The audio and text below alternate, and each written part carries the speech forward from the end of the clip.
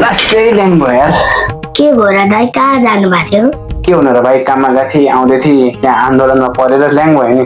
बिना सित्तीमा यत्रो 2-3 घन्टा लाग्यो टाइम मात्रै। ए हो र दाइ, यो आन्दोलन कहिले सकिन्छ होला? तेरिका नाति, आन्दोलन कहिले सकिन्छ भनेर डराउनै पर्दैन नि। यो आन्दोलन भनेको कुकुर र बिरालोको खेल हो क्या। एकछिन जुत्छन् फेरि शान्त हुन्छन्। यो आज गयो एकछिन उभो, अब अस्ति पनि भएको थियो त आन्दोलन, अस्ति भयो हिजो आज अब हल्का सानो बिस्तारै बिस्तारै भइरहेछ। यो भनेको कुकुर र बिरालोको खेल हो क्या। एकछिन हुन्छ एकछिनमा सेलाइहाल्छ। ए भएर हजुरमा यो कुकुर र बिरालोको आन्दोलन हो। ठ्याक्कै कस्तो दामी कुरा गरेको नातिले। त्यही त हो नि, यो कुकुर र बिरालोको आन्दोलन हो क्या। बिना सित्तीमा झगडा गरिरहेछ। झगडा गर्नु के बाध्य छ त? कुनै कारण भए पो हो भन्नु त। बिना सित्तीमा तातिरहेछन् यिनीहरू। भाइ तिमीले वाइफाईको पासवर्ड चेन्ज गरेको? पासवर्ड हाल्देऊ न ल।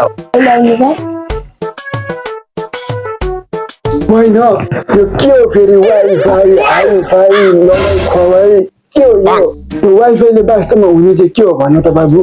वास्तवमा नि हजुरबा यो वाइफाई नेट भनेको चाहिँ के हो भन्दाखेरि होइन, यो चाहिँ हामीले मोबाइलमा राखिसकेपछि देश विदेशको घटनाहरू पनि सुन्न मिल्छ कि यसबाट।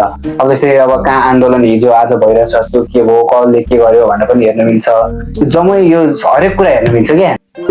हुन्छ बाबु, मेरो पनि यो मोबाइलमा हालिदिइहाल त। म पनि विश्वव्यापी घटना के भएको छ त्यो हेरिहाल्नु पर्ने कि? लाउ न बाबु, हालिदिइहाल त।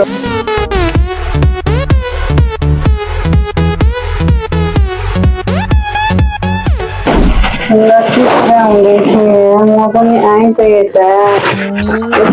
तपाईँहरू यहाँ कुरा सुन्दाखेरि त पुरा नेताहरूको आन्दोलनको बारेमा कुरा गर्दै हुनुहुन्छ जस्तो लाग्यो। राजाको बारेमा के कुरा हो भन्नु न, म पनि घर बेटी त हो नि। हामी राजा मन्त्री नेता अनि आन्दोलन भन्ने भाँडाकुटी खेल्ने कुरा गरेर बुझ्यौ? कुरा बुझेर नि बुझ्दै पर्दैन रहेछन् त यिनी। म त भाडा पो उठाउन आएको त। ए बाबु त भाडा पो लिन आएको? कस्तो यार, ढुङ्गा खोइ त देउतै मिल्यो नि मलाई। अघि नै खाना खाएर यस्तो खाजा खाएर राखेको थिएँ यहाँ। लानु अझ ल्याएर बाबु उयो किचनसम्म लगेर धोइदेऊ न यो। नेपाली बाबु मेड इन नेपाल, म हुँ नेपाली बाबु मेड इन नेपाल। तपाईँहरूको कुरा त्यो तपाईँहरूमै राख्नु। महिना जान आँटिसक्यो, पैसा त चाहियो त। मेरो पनि पेट पाल्नु पर्यो। हेर्नु, घरबेटी भएपछि यस्तै हो। अब त्यो पैसा चाहिँ चाहियो है। महिना मर्न आँट्यो। महिना पो मर्न आँट्यो त घरबेटी बा, तर महिना त मरिसकेको छैन नि। के भनेको बाबु? त्यसो भनेर त हुँदैन नि। तिम्रो दाइहरूलाई भनेर पनि कुरा मिलाउनु पर्यो।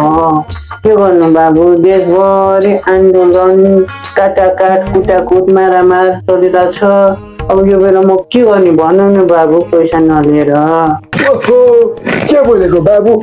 अझ तिमीलाई पनि थाहा रहेछ नि कुरा त। देशभरि आन्दोलन छ, कुटाकुट मारामार काटाकाट छ। यो बेला त पैसाको आवश्यकता पर्छ। तिमीलाई पनि नपर्ने होइन, तिमीलाई नि पैसा चाहिन्छ थाहा छ। तर तिमीलाई पैसा चाहिन्छ भन्दा हामीसँग माग्ने, अनि हामीलाई पनि पैसा चाहियो भनेर हामी चाहिँ कोसँग माग्ने भन त? कामहरू ठ्याप्पै बन्द भएको छ। यो बेला हामीले कसरी पैसा कमाएर तिमीलाई दिने भन त ल घरबेटी भाइ? बढी बोल्दो रहेछ।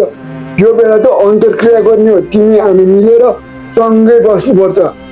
हेर, देश विदेशमा यस्तो आन्दोलन भएको छ। त्यही त भने घरबेटी बा, तपाईँले पनि हाम्रो समस्या बुझ्नु भयो होला। भयो नि त। 2 हप्ताको लागि मैले तपाईँहरूलाई छोडिदिएँ। के गर्नु, अब समाजमा यस्तो आन्दोलन छ देशभरि। अब दुर्गा प्रसाद जस्तो कुकुर हाम्रो समाजमा भएपछि यस्तै हो। राजा आउनु किन पर्यो? उसलाई यदि आउनै थियो भने त अब हाम्रो यो राजनीतिक दल गठन गरेर पनि आउन सक्थ्यो होला। के गर्नु, राजा दुर्गा प्रसादहरूले मती बिगारेपछि यस्तै हुँदो रहेछ। ल अब म गएँ है त, नमस्ते।